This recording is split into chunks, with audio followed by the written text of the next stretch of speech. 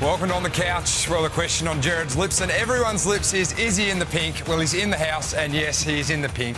It's great to have Mike Sheahan here. It is Big Boy Month, and our big boys are away that are on that couch, so we went and got some bigger boys. We got some older boys. Well, bigger boys, mid-season recruits, Mike and Leigh. Yeah, I've always been into mature age recruits. I think they've picked well. You certainly have. Now, you two haven't been on the couch for a while, but let's take a little trip down memory lane. 2006 I think it was the last time you two were seated at the couch together in a tux there, Mike. Geez, the dress standards have dropped, Mike. You've got a denim shirt on there, Leigh. Yeah, that was pre-Brownlow, I think. I was only a guest, of course. Mike was Wolsey and I were going to the Brownlow. I was just a guest, yeah. Well, Mike, we are very lucky to have you on. As Leigh, we've been lucky enough to have you on this year.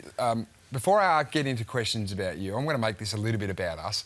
How are you feeling at the moment, Geordie, being across from the best player ever? Oh, thanks, and Jack. I'm going to call you the best journalist ever. How are you feeling at the moment? Well, I brought my young boy in, Freddie, tonight, and I said, you're going to meet the greatest player that's ever played the game in Leigh Matthews, and I said, and Mike Sheahan, who you already know. So we've gone, in terms of age and experience on the couch, we've gone basically from Essendon to Collingwood overnight. Yes, which is not a bad thing. Well, Leigh and I were saying before, you were in primary school, you two, when we were at our zenith, whatever that might have been. So which decade do you want to talk about? There's a lot of decades we can talk about. There's a few between us, but I want to ask, Mike, obviously it's great to have you on. Are you still a football connoisseur? Do you watch a lot of footy? I do.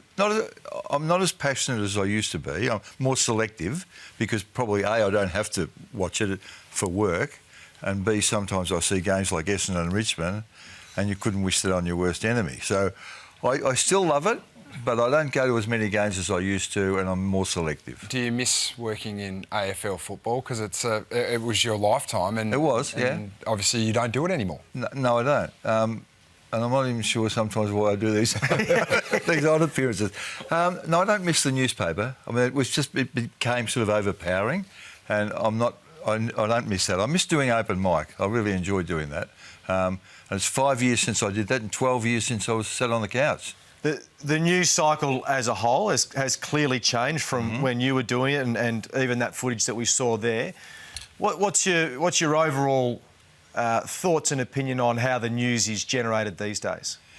There's an insatiable appetite for it. I mean, there's so many newspapers, football shows, radio programs and podcasts now that no one can get enough of it. But I mean, I'm a man of habit. Every day I get the Age and the Herald Sun, go to my favourite cafe and read them for an hour and a half, and I like doing that. Yep. It sounds very conservative, but that's what I do. I love the papers, and I love being up to date with the news. What sort of stories tickle your fancy in the papers? What do you look for? What do you enjoy? Probably longer form stuff. I mean, when I can read an in-depth piece about someone that I'm interested in, not so much about what the coaches say and, the bloke talking about next week, that's all we're looking at, and junk like that. I can bypass that. But I like learning things about people I'm interested in. Well, we're about to learn something here. I'm going to let you off the hook for one question, because I'm going to ask Leigh. We are 6 weeks out and the season is starting to heat up. You're the greatest player of all time. You're a Premiership coach. Just before you go, someone close to you... He didn't think that. I picked Wayne Carey as the Yeah, best. that's right. I don't know how he got on with that. Yeah, in our eyes, Leigh, you're the greatest player of all time. In Mike's, you've got it a second. Who would you like to be steering at the moment? Which club is the one that you think that would be the club if I was to go in there and grab the reins and go into September? Which club is it for you? I think it's the top two. They're the sort of proven ones that can do it in September. I mean, even the Crows, they've got to prove they can do it in September. So Collingwood or the Lions, I mean, Collingwood, they fell over, didn't win on Friday night, but, I mean, they've been consistently good the whole year. So you couldn't really go past that. I mean, the ladder really tells the story of what's happened for the first 16 weeks. So it's hard to think... Like, you're talking about teams at their very best. That's maybe slightly different. I mean, the Giants at their very best have looked really good. So have the Bulldogs, but they're 7th, 8th night. They're, Collingwood and Brisbane have been the most consistently good. And the players, Mike? Your famed top 50, which still lives on through the Chief Herald. Can I finish the discussion? Yeah, you can if you like, yes. No, I'm big on GWS, and I think it's an old one now, but premierships aren't won in June and July, and I just like the way that they're coming to hand. And I think their setup, their structure is...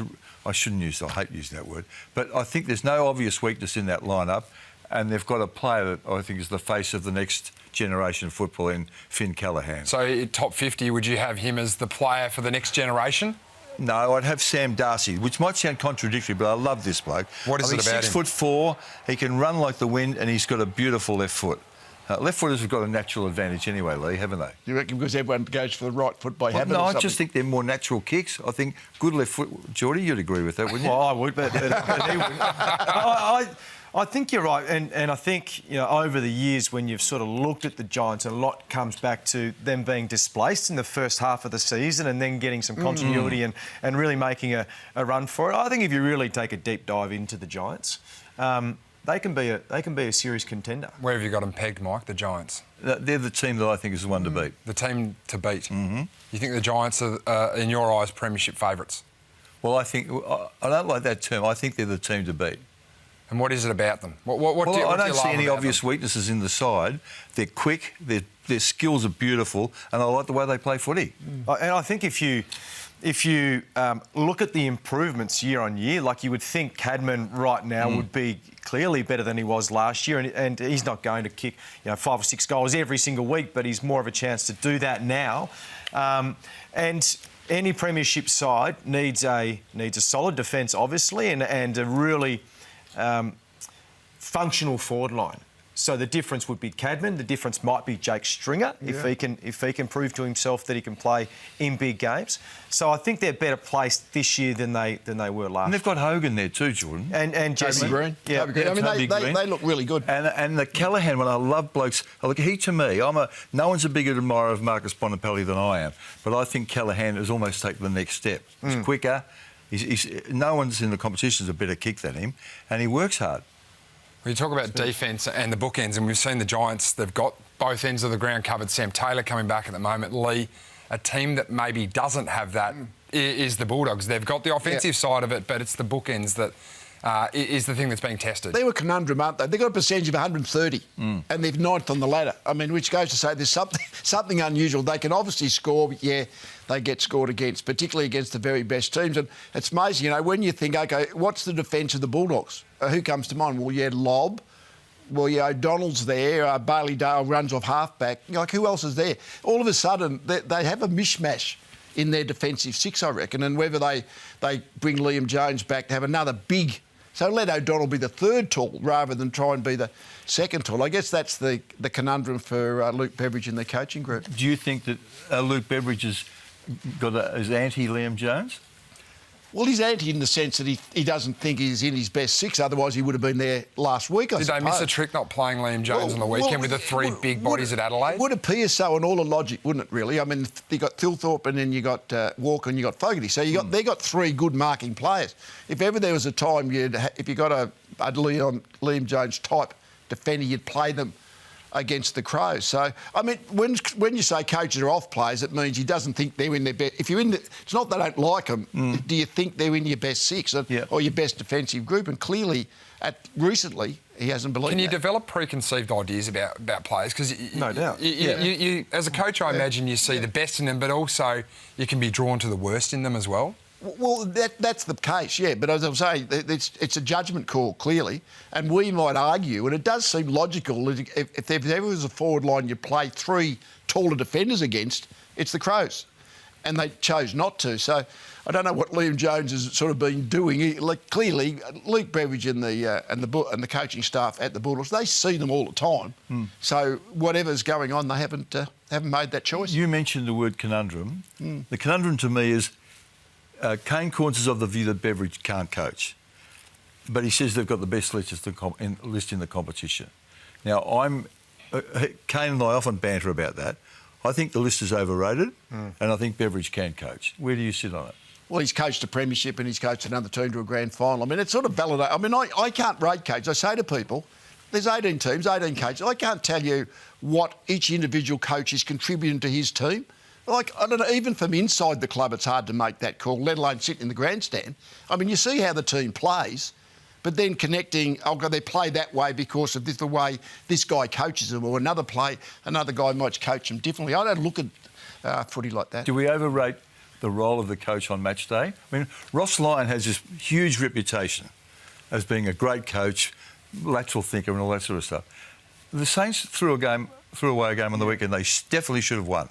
And I didn't see any moves come from the box that was going to stem the tide when the Swans took over. Yeah. To answer your question, I believe we take too much notice of the senior coach and therefore the influence or the role that he's playing within his team's performance. So the art of coaching and Luke Beveridge at the moment with his defence, like what are you seeing? Well, I think the conversation will always be around the players who are out.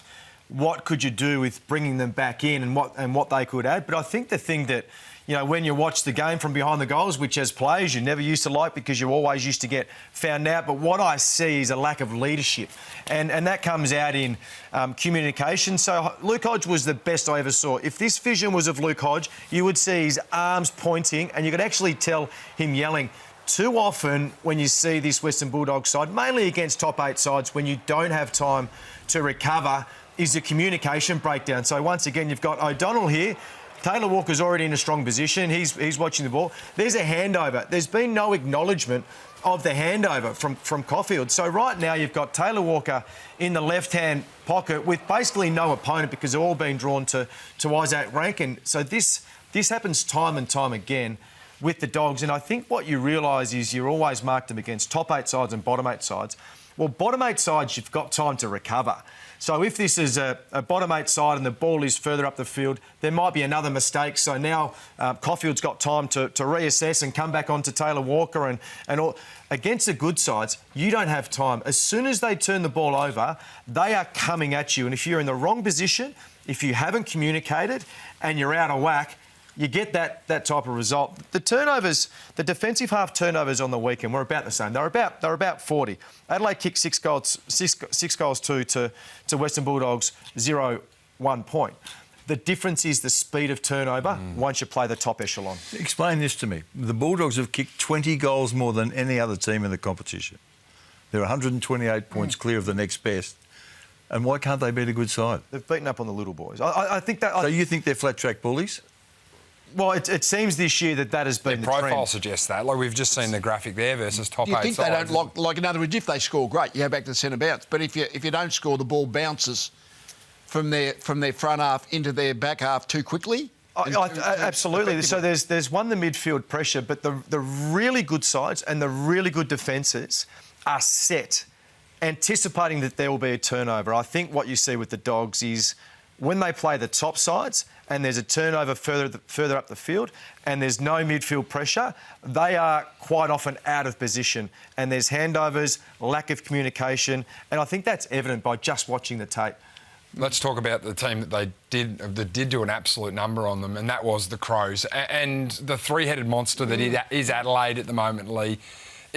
I've had my doubts about it. I'm starting to come around that it can work. The mechanical part of it's starting to actually come together, and it is a beast that no other team has. Well, it's certainly dangerous. I mean, Thilthorpe has a really good forward who can be the second ruckman. That's a really valuable role, so that part's good. And Fogarty and Walker seem to, while they're tallish key position players, they find holes in space and lead sideways, and they certainly look like a team who can score. But we talk about the Bulldogs comparatively. Their defence is relatively unknown in name, in reputation, but their defence is looking much more solid, I would have thought, the Crows. And that's where the two, they look like they can score, but they also look a little bit more solid in that back group. Mike, give me a quick one, because we're about to move on to the Gold Coast. Sam Darcy or Riley Thilthorpe looking forward? Immediately or long term? Or in the next 3 years? I think Darcy's the most exciting talent in the comp by a long way. And how close have you got Riley Thilthorpe? Well, close-ish, but not... I'm a massive Darcy. Can I say something about Sam Darcy? I hear people say when he's ground level, say, gee, that's really good for a 208-centimetre player, right? But is it so good for a 195-centimetre player? In other words, he's got to be able to mark the ball a lot because he's pretty good at ground level. He's a unique talent, but I think it's a bit like, I don't know whether he's doing as much as everyone thinks he can do or is doing, you know, because his second effort stuff at ground level's been good. But it's still that aerial stuff is still going to be the key. And like on Saturday, they played? He was running under the ball all the time, Jack. You know, when you're trying to mark the ball up here, even though you're about 3 metres up, it's very hard to hold it That's not behind that's not usual, Lee. He's been No, well, I think that's why he might take the game apart when he gets the ball out of front a little bit more. Because anyway, I just think it's we're kind of sort of ticking him for the agility he's got.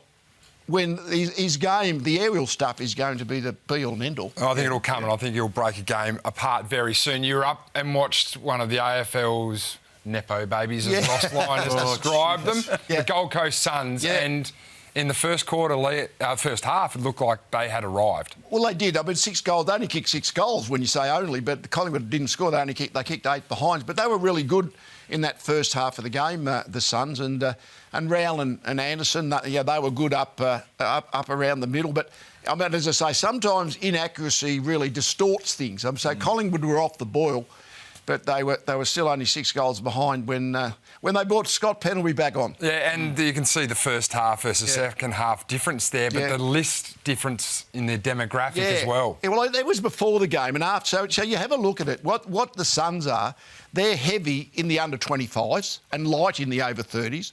Collingwood are exactly opposite. They're heavy in the over 30s and light in the under 25s. So I just think at the moment Collingwood are a better team than the Suns, even though they didn't get over the line on Friday night.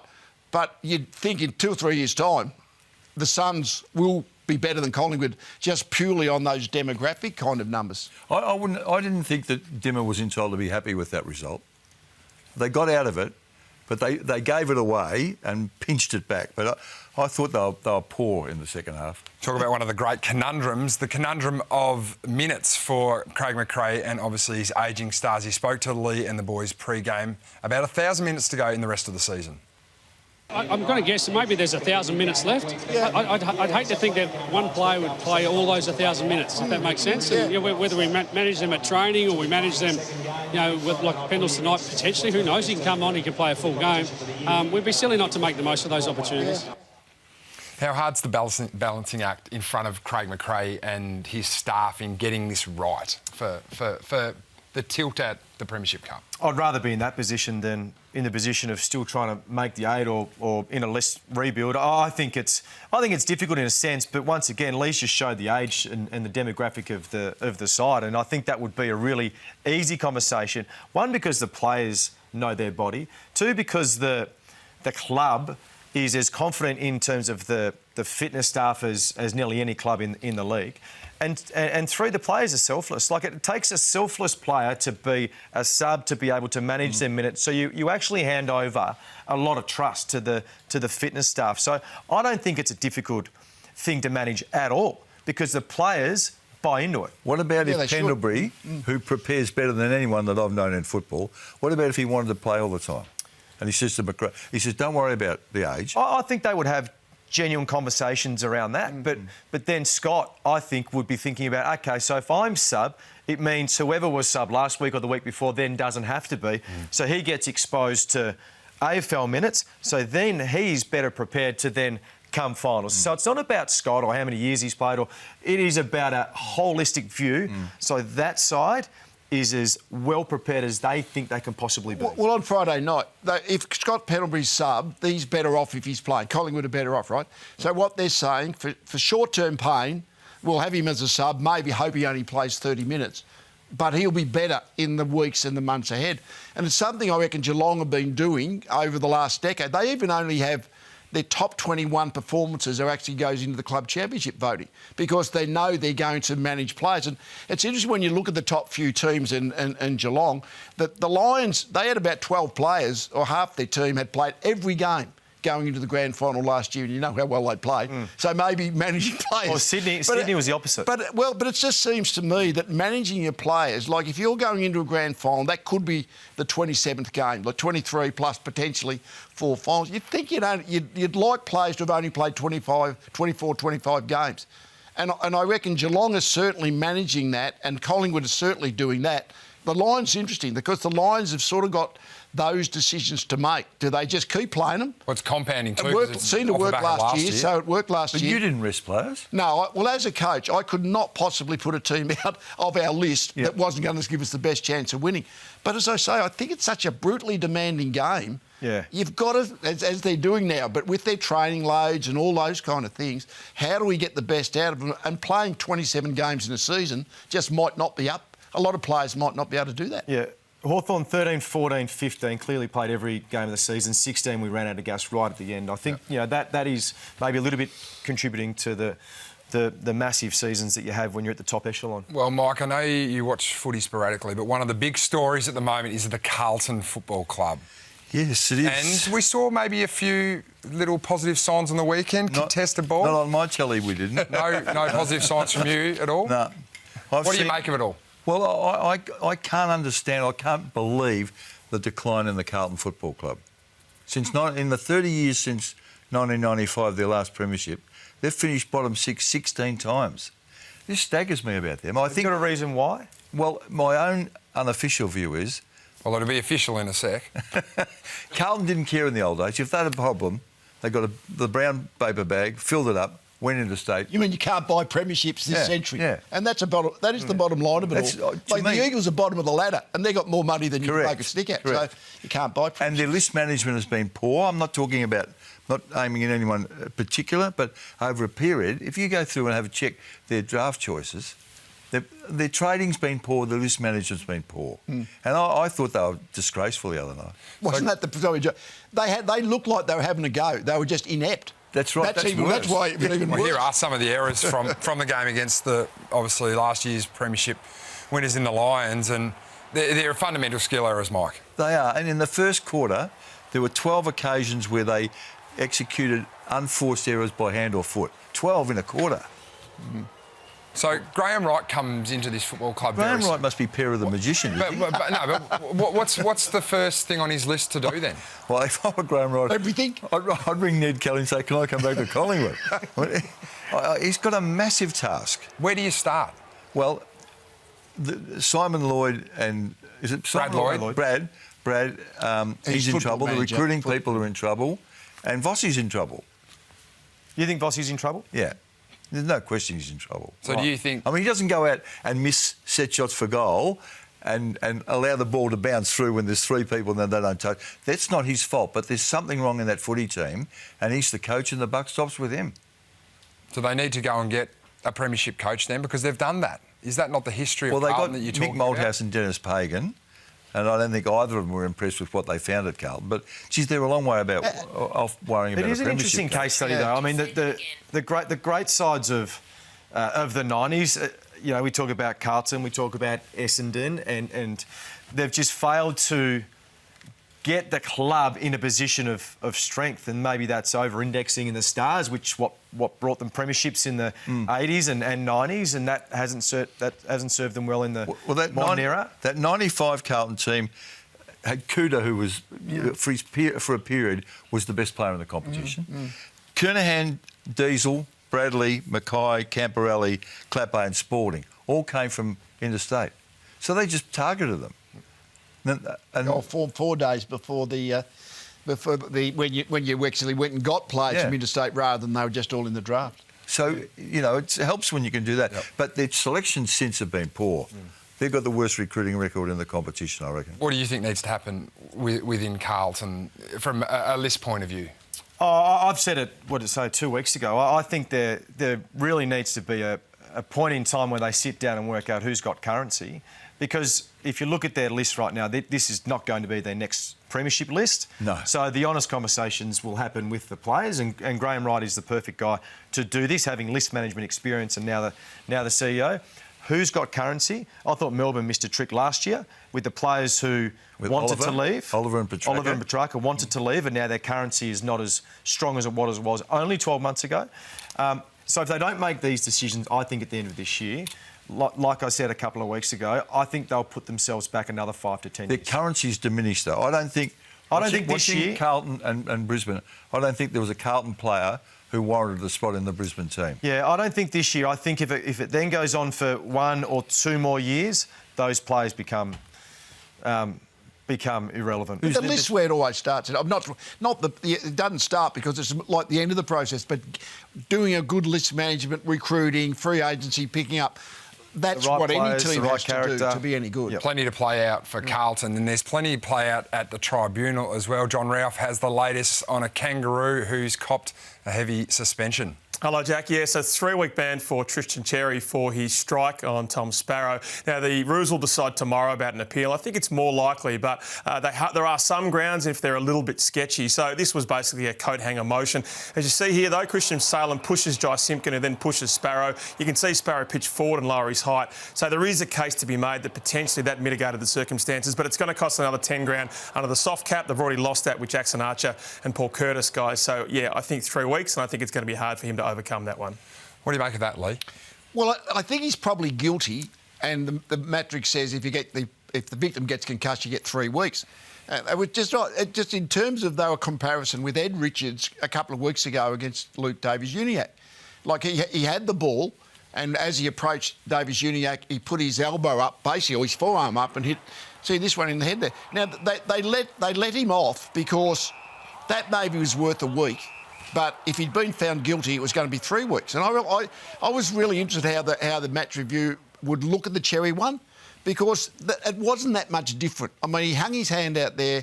He was probably guilty, but because it's an automatic 3-weeker, I just wondered whether the match review panel and even the Tribunal had been saying, it's either naught if he's naught or 3, and 3's too much. And I reckon 3's too much. But the bloke was knocked out. Yeah, that's why it's 3. That's We always what I'm have this saying. debate about whether it's the action or the consequences. But when a bloke is KO'd, he was out cold.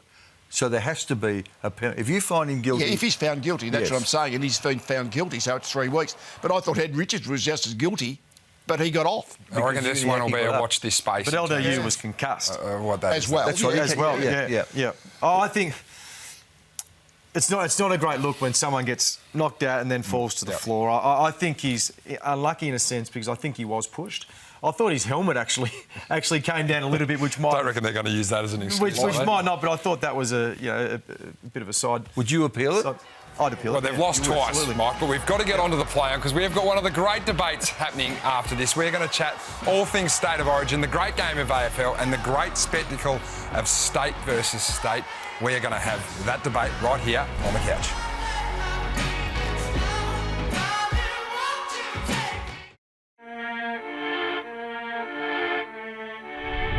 Hit me the first weekend of March how make-believe February footy is. This thought of playing State of Origin in the middle of February is either crazy or demeaning State of Origin, one or the other. Well, how could it work? And I'm in agreement with you there, Leigh, that February is not the time for State of Origin footy. But, Mike, how could it work? Well, I love it, Jack, like you do. And I would like to see it back, but I don't want the AFL saying we're going to play it in the school holidays. Who plays who and when? That's what I want to know. We'll answer Tell us. that. Well, Victoria plays either WA or SA. Western Only Australia. one. 1 year, and then they play the other the next year. Don't forget, Adelaide and South Australia have got gather round. So that's their little thing at the moment. First year, so next year, round 12, we've had an absolute cluster this year with the buys. 5 weeks of buys. That did not work. That cannot happen next year. We need a season-wide buy, round 12 next year. And you can see there, Western Australia play Victoria at Optus Stadium on Saturday night. And it is one of the great spectacles. It might be the best spectacle behind AFL Grand Final Day, Leigh. Well, it is in rugby league. They've taken our Yeah, idea. but they don't have to decide who's playing who. There's two states that doesn't play matter. each other. You just play them in over 2 years. Rugby league have taken this concept from the AFL and turned it into the biggest TV event of the year. But the other thing, they play it Wednesday night. Jack, could we play it to make it a really spectacle? Could you play it midweek? Standalone on the weekend, Correct. Leigh, in the bye. The whole AFL world stops for one of the great spectacles of AFL. There you can see Western Australia v Victoria, 2 squads of 26 players. So you allow a few more on the bench to then obviously manage the minutes, which is a big thing. Obviously injuries as well, but injuries happen. And I think with the financial side of this too, that this is something, Louis, that the players would absolutely jump at, as they jumped at gather round as well. When that was proposed, everyone talks about the game being too long. Maybe this could be a shorter game as well. And to appease some of the other players, there's no Thursday night footy there, so no one's coming off and having a 5-day break. At least there's a 6-day break there. this could be one of the great jewels in the crown of the AFL. Yeah, well, I think it'd be one of the great things if Swanee can get it up if he's passionate about it. I mean, you're the latest player to come out and be retired. I can see how passionate you are. The thing that What about you, Geordie? I would have loved to have played. Yeah. Absolutely, Okay. hands down. And Would you have played for free? Yeah, absolutely. Yep. Yeah. So do you think there needs to be a financial remuneration for players to Well, we play know the and players coaches these to days, they coach? don't do anything for free. So I think the other thing that, the more you think about it is players who are unlucky to go to clubs who aren't successful and then they finish their career and they've had really good careers.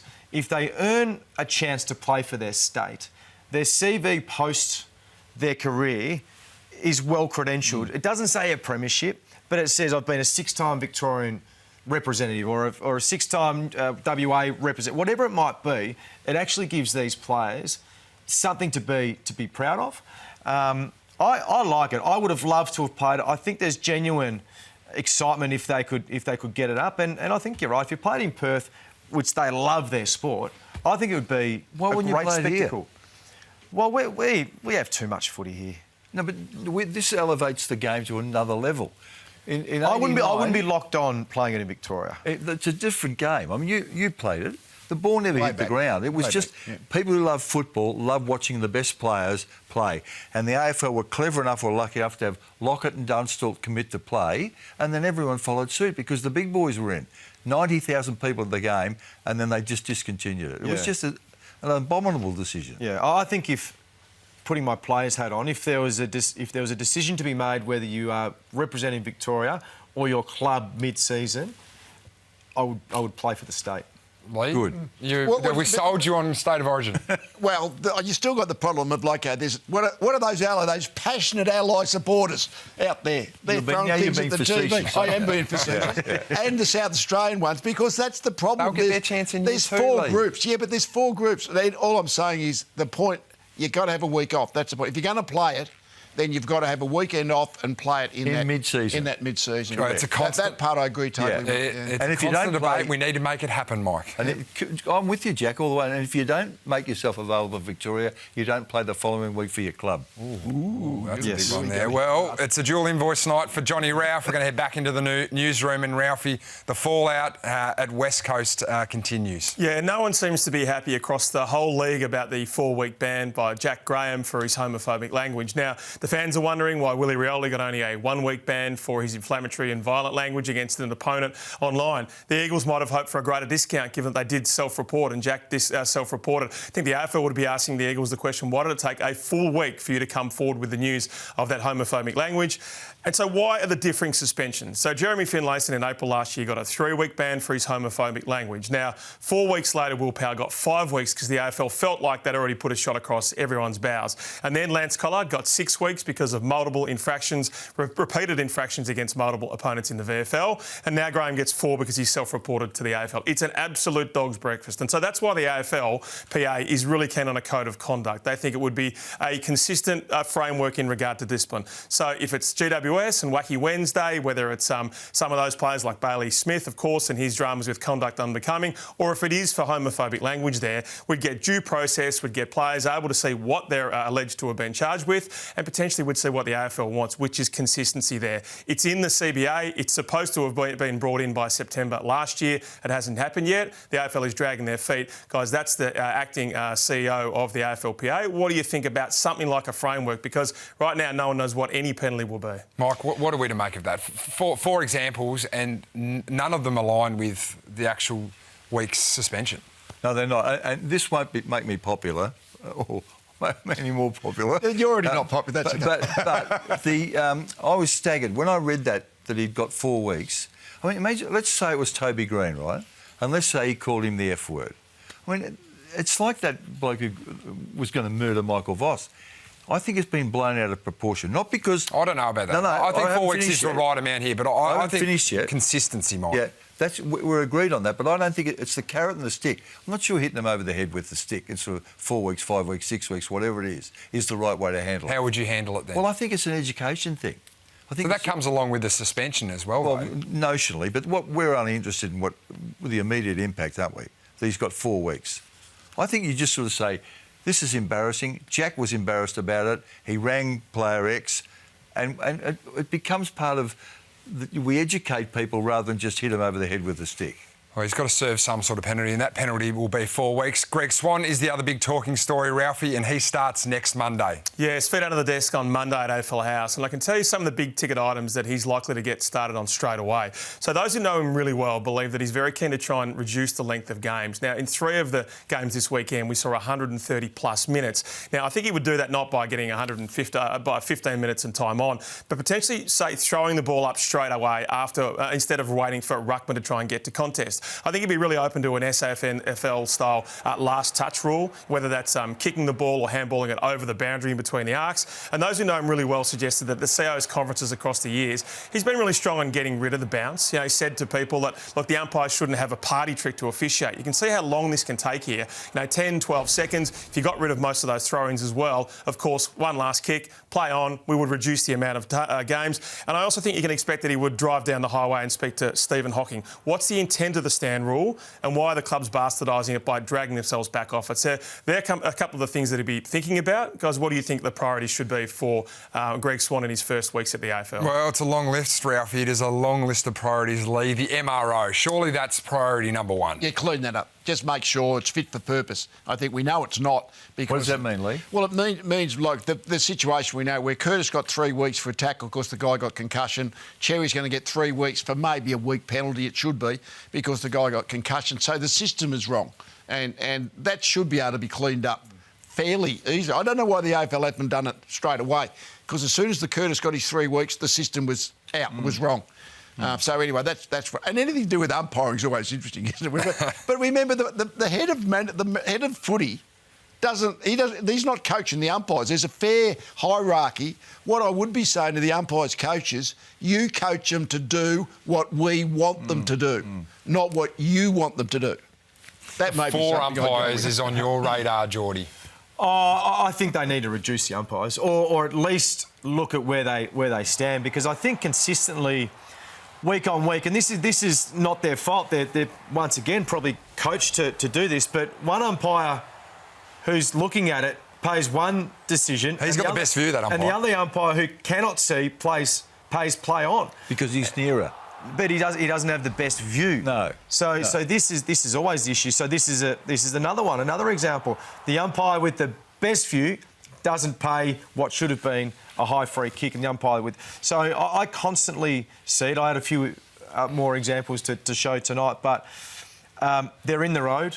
They're coached to stay in the corridor, which I don't think has the best view. They back out of the Yeah, I think it's clearly something that he needs to address, and sometimes more is not necessarily. You know, you talk about option. the best view. The best view is a TV camera with the elevated view. Do you think we ever come to a stage where there is someone in the arc who can sort of pay free kicks or turn them over if they're patently wrong? I think zone umpires is going too potentially far. the way to go forward, and actually doing more research on the zone that they umpire. Yeah. Holding the ball, Lee, that's on your radar. The one that there's that when you're pinned with one arm and you got the ball in the other arm, you can't do anything with it. But somehow someone in the umpiring fraternity's decided that should be holding the ball. So that's become a perfect tackle. Ball's in the opposite hand, you grab the left hand, there's no way you can legally dispose of it, automatic free kick. As I say, it's a bugbear of mine because that's become normal, and I don't know who the hell said that should be the rule. There are 2 black and white things in my view. Get rid of the bounce. In an elite competition, you can't have the bloke blow on the whistle, give it back to me and I'll do it again. And the other one is if it goes out of bounds anyway, it's the last bloke to touch it between the arcs. You could trial them in a State of Origin game in the middle of the season, Lee. Well, Mike, I got an absolute beauty for you. It is the good, the bad and the ugly, which I know you haven't done before, and we'll do that next.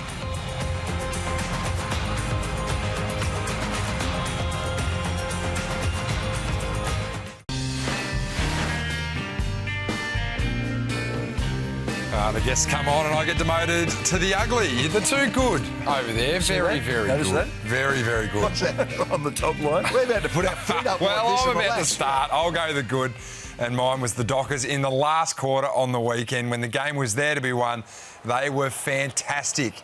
in quarter number 4, and their ability to win ground balls, all 4 goals had a critical ground ball in them at some point. That is a sign of work rate from mine. You can see the numbers there, plus 26 points. Smacked Hawthorn all around the park, but it came down to the effort of just wanting to get ahead of the ball and wanting to get ground balls there. Fantastic effort from Dockers, who really needed to win that. Geordie. I've gone up to GWS, so Lachie Whitfield plays his 250th, but this was after the game. Lachie Whitfield, a massive Liverpool fan, and they decided to get a massive banner there and play the You'll Never Walk Alone song after it. His grandfather grew up in Liverpool, but I just thought it was a great touch. That's just cool, isn't signs of really good culture and the joy and that brings to the Giants. Lethal. Well, Scott Pendlebury, you see role model leadership because that's the example they set, but the influence they have on people around them is sort of unmeasurable. But I reckon if you measured it, Scott Pendlebury about to be the top of the heap.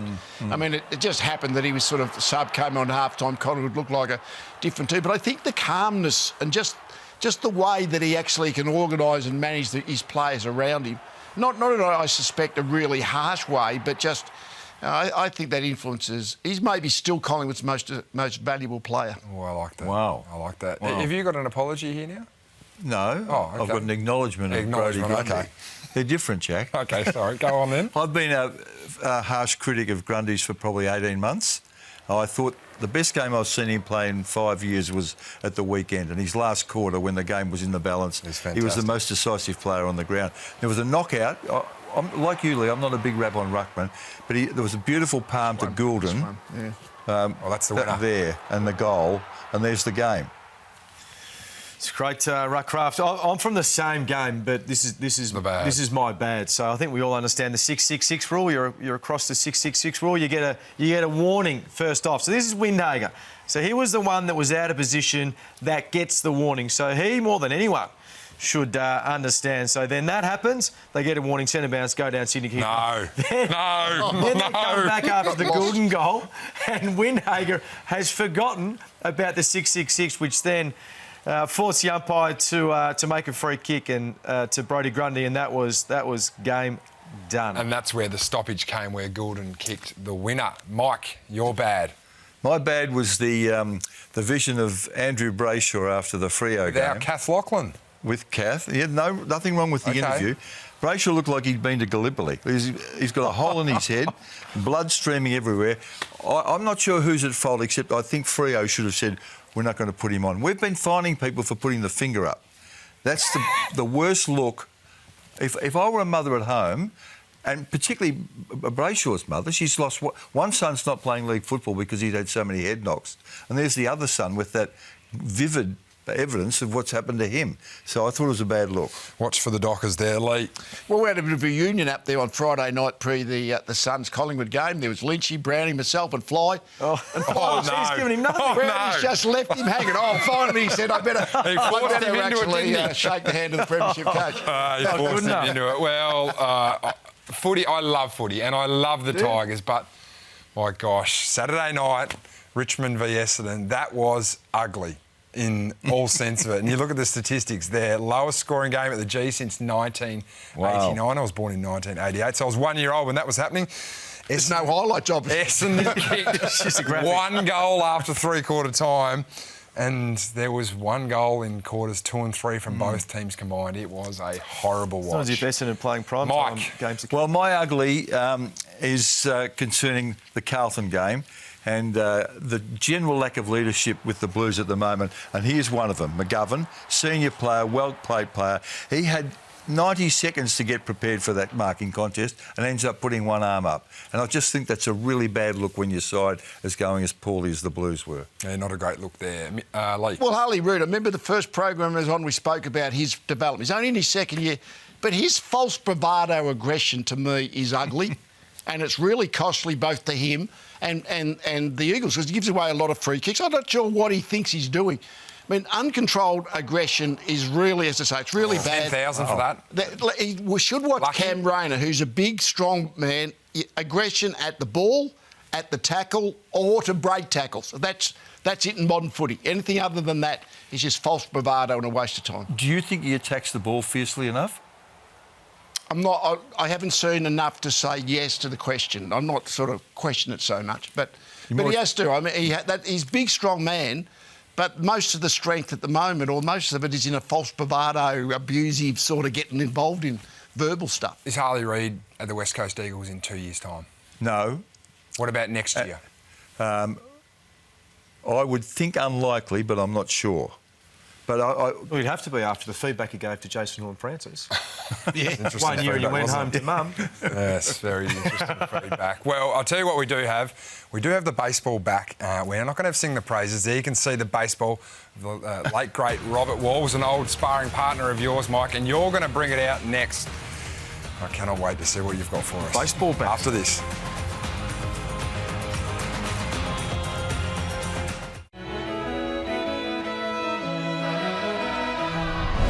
The Robert Walls medal up for grabs tonight. Jason, you're voting on that for the player that embodies the late Robert Walls. He was a captain and a coach at both clubs. It'll be a significant honour for those players chasing it tonight. Yeah, you better be tough. Great tackle. Another one of those. I'm going to bury your tackles. Dunkley cuts it off. But marked by Dunkley. Dunkley's been magnificent. He's fought the fight tonight. The inaugural Robert Walls medal goes to Josh Dunkley.